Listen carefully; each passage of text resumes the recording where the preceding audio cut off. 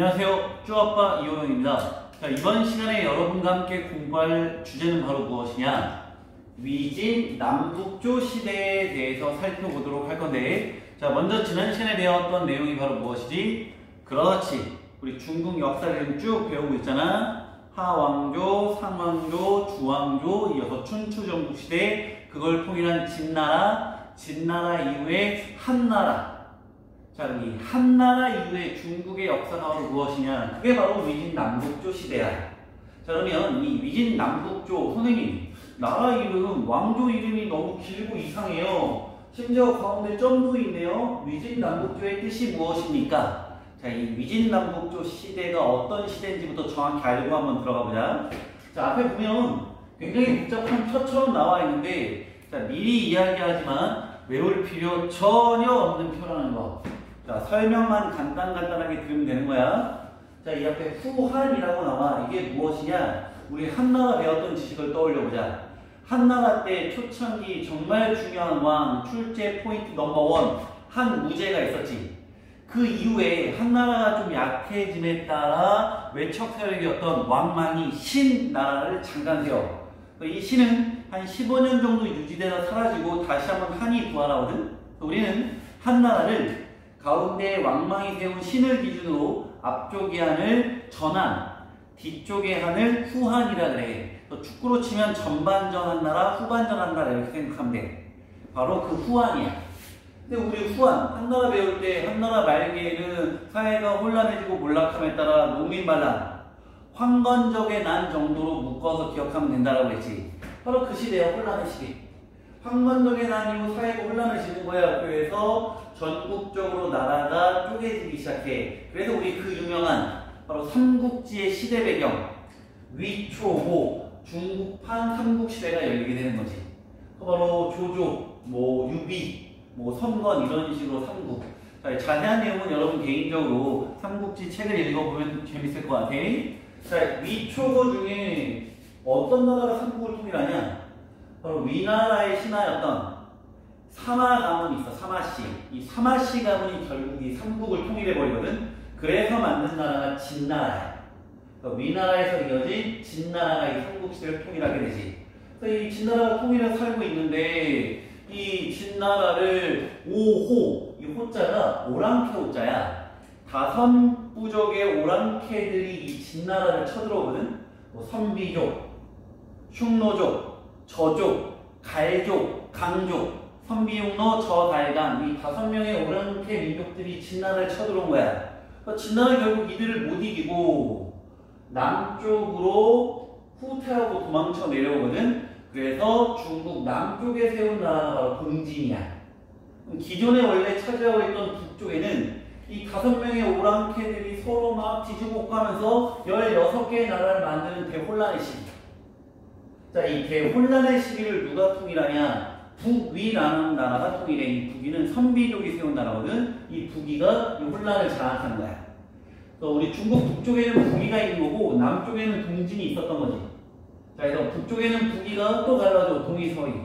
이게 북제북지로 이어지거든. 복잡하지? 외울 거 하나도 없다. 그냥 묶어서 이쪽을 뭐라 그러냐? 북쪽에 있는 왕조였다 해서 북조라 불러. 이 지역을. 그 우리 쫓겨 내려간 동진은 또 나라 이름이 계속 변해. 지네끼리 막 치고받고하면서 송제, 양진 외울 거 하나 없다. 그냥 묶어서 이쪽 지역의 역사를 남조라 부른다. 자, 그럼 정리해보자. 왜 위진 남북조 시대라 부르느냐? 바로 한나 이후에 삼국이 나왔잖아. 그 중에 위나라가 힘이 가장 셌고 위나라로부터 연결된 진나라가 삼국을 통일했다. 그래서 위진이 나오는 거야. 그럼 여기서 끝이 아니야. 이 진나라가 5개 오랑캐, 선비, 흉노, 저, 갈, 당 때문에 남쪽으로 쫓겨 내려왔잖아.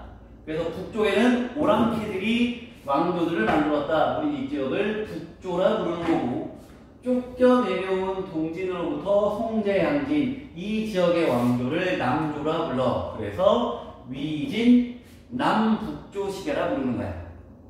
이해됐지? 자, 정리해보면 위진 남북조는 혼란했던 시기다. 위진 남북조로 이어졌다. 아하, 이런 복잡한 표가 나오면 위진 남북조 시대구나. 그 정도만 찾아내면 되는 거야. 쓸데없이 뭐 16국, 동이, 북제, 서희, 북조, 송제, 양진, 동진 이런 거 외울 필요 전혀 없다라는 거. 오케이? 다만 들어가기 앞서 요거 알면 굉장하게 이해할 때 도움이 되는데, 자, 이 진나라 북쪽에서 남쪽으로 쫓겨 내려와서 남조가 됐다라고 했잖아. 저기 중국 지도거든.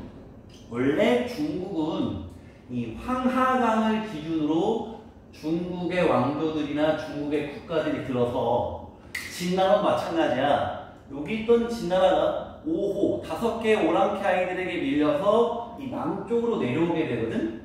여기 보면 여기에 흐르는 강을 뭐라 그러냐? 양쯔강이라고 해. 양쯔강.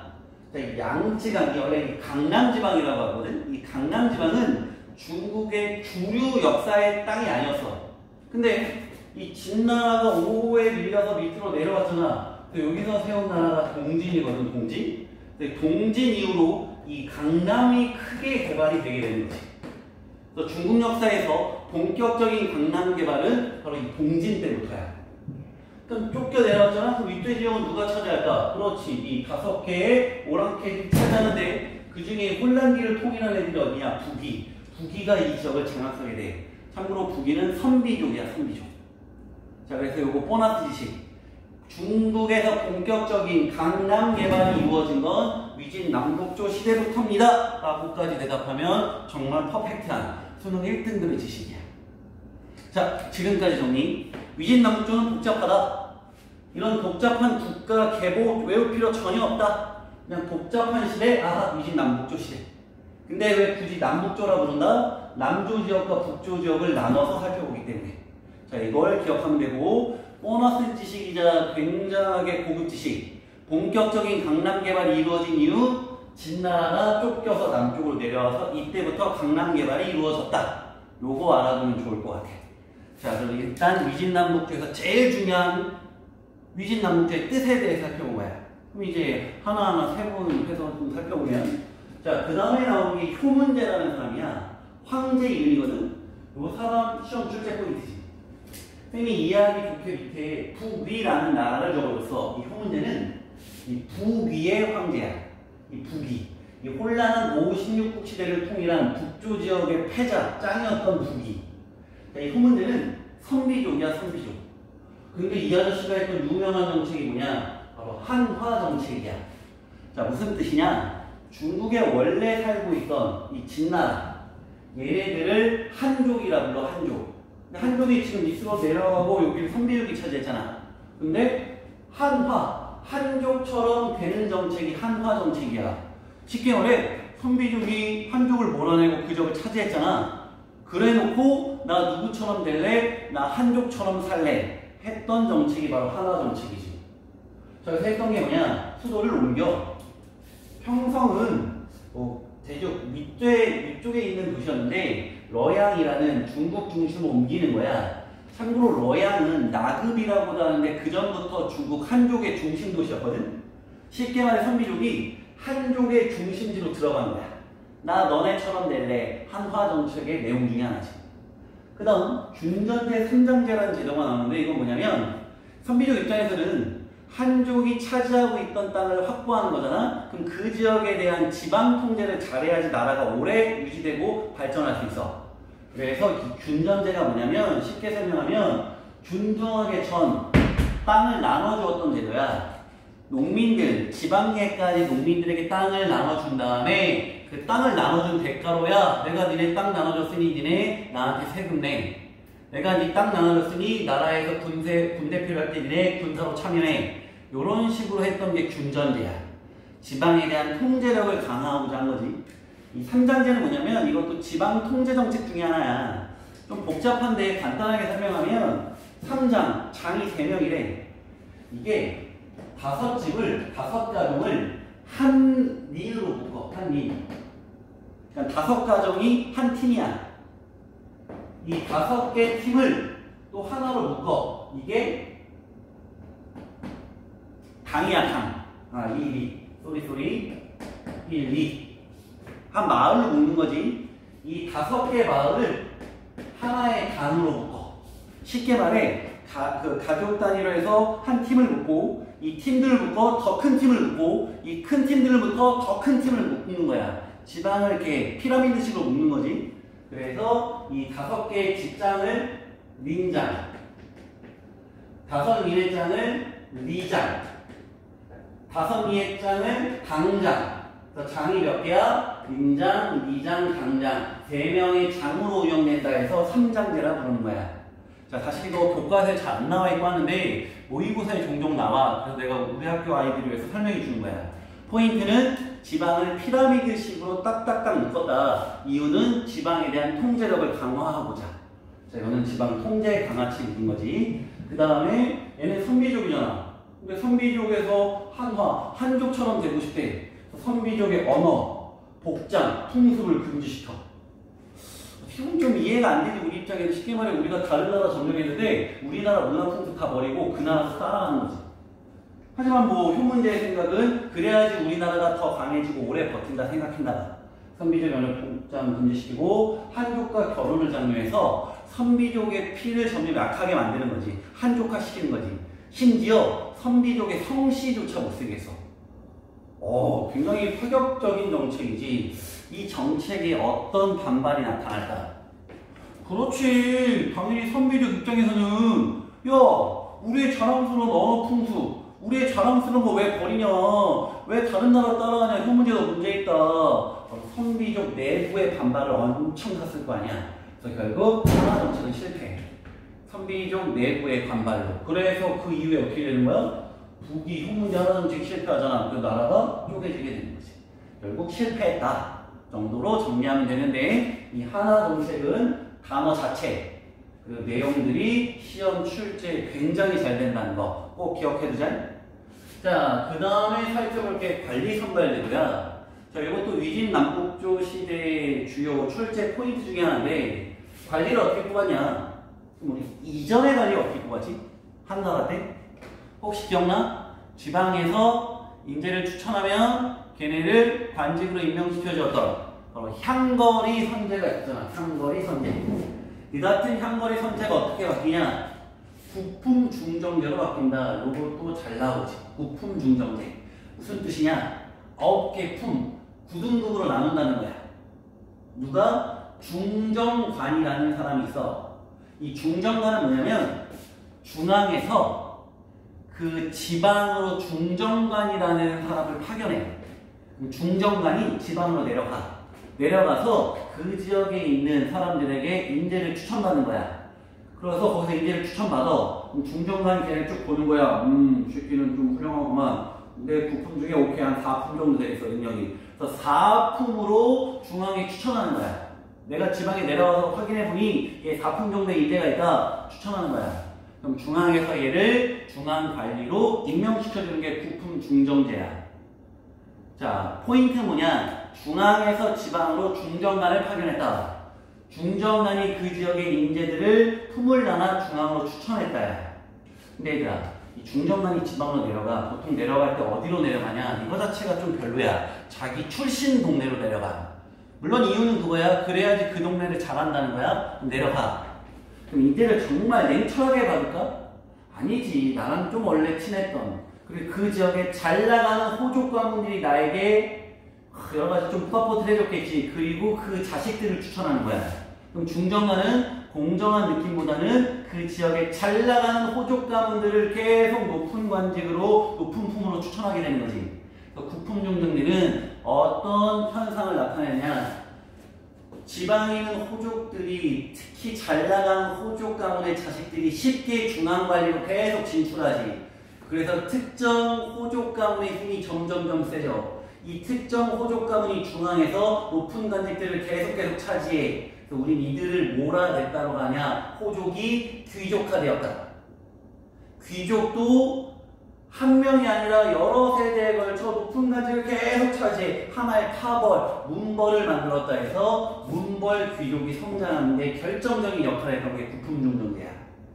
그래서 이거 굉장히 중요하다. 이 구품중정제 때문에 호족들 중에 높은 잘 나가는 호족들이 중앙 문벌 기록으로 성장하게 되었다. 우리는 위진 남북조 시대를 무슨 사회라고도 부르냐? 문벌 귀족 사회라고도 불러. 자, 그 정도로 위진 남북조를 대표하는 제도가 구품 중정제야. 쉽게 설명하면 구품 중정제 나왔다. 고민하지 말고 위진 남북조를 찾아낼 줄 알면 되는 거야. 그래서 문벌 귀족 사회, 위진 남북조. 자, 문화로 가보자. 이 문화도 출제 포인트가 꽤 있지. 특히 문화는 나눠서 살펴봐줘야 돼. 위진 남북조였잖아. 남조의 문화와 북조의 문화를 나누어서 살펴봐줘야 돼. 북조는 기본적으로 중국의 전통민족 한족이 아니라 어떤 애들이야? 바로 흔히 말하는 한족 애들이 오랑캐라고 불렸던 오랑캐 오자. 바로 선비, 흉노, 저갈강 그쪽 애들이야. 일단 기본적으로 얘네는 유목민, 약간 돌아다니는 아이들의 특징인데 약간 강건한 느낌, 소박한 느낌이 있어. 왜? 옮겨 다닐 때 화려하게 집 짓고 살기가 어렵거든. 강건하고 조금 검소한 느낌. 자, 그거 하나 알아두면 되고, 그리고 불교를 장려했다. 참고로 이 불교는 북조와 남조 모두에 나왔던 종교인데 특히 북쪽에서 왜 불교를 장려하고 불교가 인기가 많으냐? 불교의 교리를 살펴보면 구별하지 않아. 중국 민족과 오랑캐 민족, 화이라고 하거든. 화자가 중국, 중화. 이자가 오랑캐 이자. 중국 민족과 오랑캐, 화이를 구별하지 않아. 화이를 구별하지 않고 차별하지 않는다? 그러면 오랑캐라 불렸던 북쪽 지역의 아이들 입장에서는 차별받지 않는 사상, 불교. 얼마나 매력적이었겠어. 그래서 북조 지역의 왕실에서 불교를 엄청 장려해. 그래서 불교가 크게 발달했던 지역이 북조 지역이에요. 그래서 대표적인 불교 유적, 그게 뭐냐? 인간과 능원 석굴. 엄청나게 큰 돌덩어리에 부처님을 새겨놓고 여러 가지 불교 유적지를 만들어 놓은 거거든. 자, 북조 불교를 장려했다. 이유는 화이, 중국과 오랑캐를 구별하자는 사상이 북조 왕실에게 굉장히 매력적이었다. 그래서 대규모의 석굴 같은 게 만들어졌다. 북조 문화. 자, 남조로 가보자. 남조는 어떤 애들이야? 원래 한족 애들이 있던 북쪽에서 쫓겨 내려와서 만든 나라가 바로 남조야. 이 동진, 호비, 양진. 그럼 생각해봐. 원래 살던 땅에서 쫓겨 내려왔어. 그것도 내가 오랑캐라고 무시하고 인간 취급도 안 했던 놈들에게 쫓겨서 내려온 거야. 어떤 느낌이 들까? 얼마나 좌절감, 얼마나 창피해. 쉽게 말해 쪽팔리잖아. 그러니까 어때? 이 현실을 받아들이기 쉽지 않은 거야. 이런 것들을 알고 들어가면 쉽다고. 그런데 자존심만 세.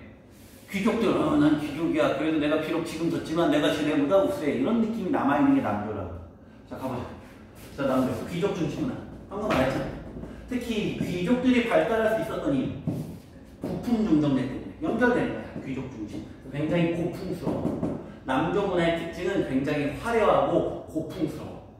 그리고 아까 말한 강남 개발이 본격화되었다. 양쯔강. 바로 여기. 자, 그래서 아까 말했지. 중국 역사에서 강남 개발이 본격적으로 이루어진 건 위진 남북조. 그럼 봐봐. 원래 중심적은 화북 지방이었잖아. 근데 이제 강남 지방도 발달해. 그럼 양쪽 지역이 발달했지. 그래서 이 두 지역을 연결하겠다고 만든 시스템. 지금으로 치면 고속도로가 뭐냐? 대운하야. 강길을 뚫어서 광복, 화북 지역과 강남 지방을 연결하는 거지. 그래서 그 다음 왕조 수나라 때 꼭 나오는 게 뭐야? 대운하 건설이 이루어진 거야. 그 역사는 흐름이야. 한 번 잘 정리되면 계속 써먹을 수 있다고. 위진남북조, 강남 개발이 본격화되었다. 원래 중심지역은 북쪽이었어. 그럼 두 지역이 동떨어져 있잖아. 연결고리가 필요하다. 그래서 나온 게 수나라 때 대운하로 이어지는 거야. 자, 스토리를 잡고 있어야 돼. 자, 강남 개발 본격적. 잠깐만, 현실 높이. 쪽팔리는 거야. 인정하고 싶지 않은 거야. 내가 어떻게 오랑캐 저런 놈들에게 쫓겨서 남쪽으로 현실 높이. 그래서 나오는 게 이런 거야. 중림치나.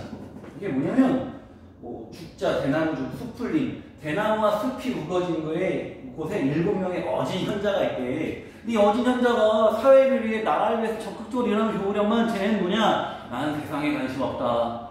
이 자연 속에서 유유자적하게 공부하면서 이런 느낌이야.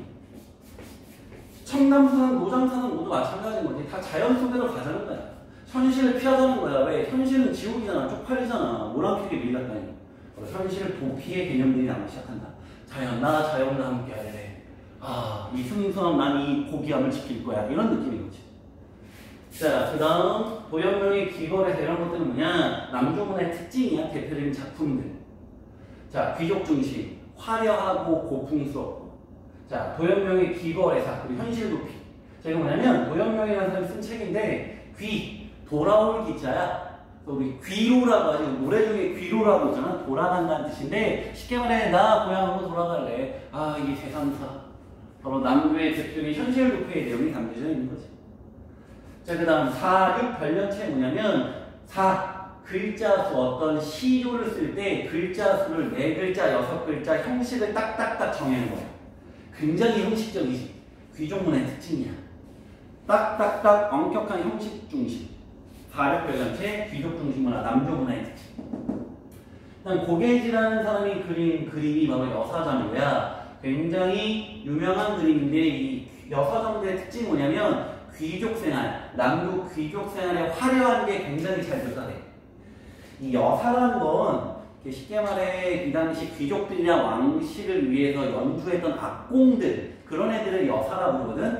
걔네들의 뭐 그림 같은 게 그려져 있는 거야. 걔네들이 뭐 귀족들과 함께 막 연주하고 왕실에서 연주하고 이런 얼마나 화려한 그림이겠어. 당시 귀족들의 화려한 삶, 남조의 화려한 모습을 볼 수 있는 게 바로 여사다. 귀족 중심문화. 왕이지 이 당시 대단한 문장가, 글씨 명필. 왕이지의 글씨가 이 남조에 대해서하는 글씨 역시나 화려해. 자, 여기까지가 바로 문화인데, 자, 위진남북조 정의. 첫 번째 포인트, 위진남북조의 뜻을 알고 있자. 복잡했다. 나라 이름은 구별할 필요가 전혀 없다. 그래서 위진남북조라 부르는 이 그냥 복잡한 나라 위진남북조였다. 두 번째 포인트, 그 중에 북이가 했던 표문제가 했던 한화 정책에 대해서 꼭 기억해 두자. 선비족이 만든 나라지만 중국 한족처럼 되고자 했던 그들의 노력, 한화 정책. 그다음 세 번째 포인트, 부품 중정제를 반드시 기억하자. 바로 위진남북조 귀족 중심 문벌귀족 사회가 될 수밖에 없었던 문벌귀족들을 성장시켰던 제도가 부품 중정제.